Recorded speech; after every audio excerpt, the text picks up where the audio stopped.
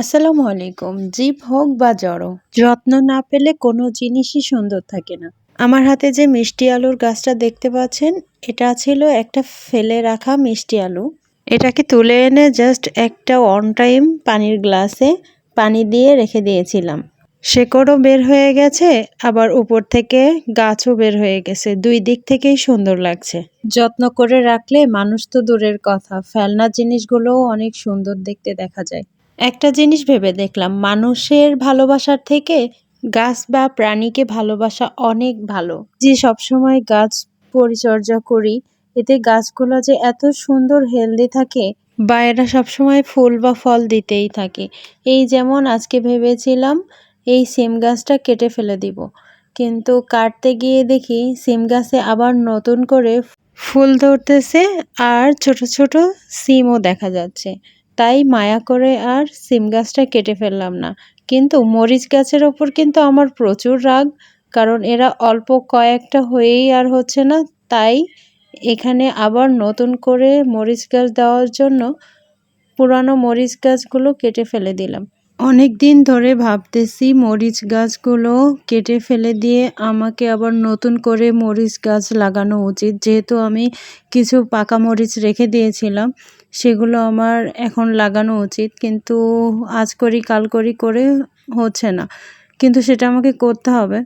সত্যি কথা বলতে গাছ লাগাতে অনেক কষ্ট, কিন্তু আমার না গাছ লাগাতে একটুও কষ্ট হয় না।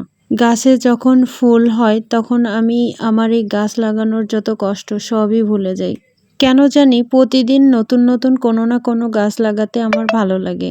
আমার মনে হয় প্রতিদিন যদি আমি নতুন নতুন কোনো ফুল গাছ বা যে কোনো ভালো গাছ পেতাম, তাহলে আমি প্রতিদিনই গাছ লাগাইতাম। একসময় আমার জীবনে এমন ছিল যে মানুষের সাথে না মিশলে বা মানুষের সাথে কথা না বললে আমার একটুও ভালো লাগতো না। কিন্তু এখন আমার বেশি মানুষের সাথে মিশতে বা কথা বলতে আমার অতটা ভালো লাগে না, যতটা সময় আমার গাছের পেছনে দিতে ভালো লাগে। যাই হোক, এতক্ষণে অনেক কথা বলে ফেললাম। আমি এই যে মাটিটা রেডি করতেছি, এখানে আমি একটা বেলি ফুল লাগাবো।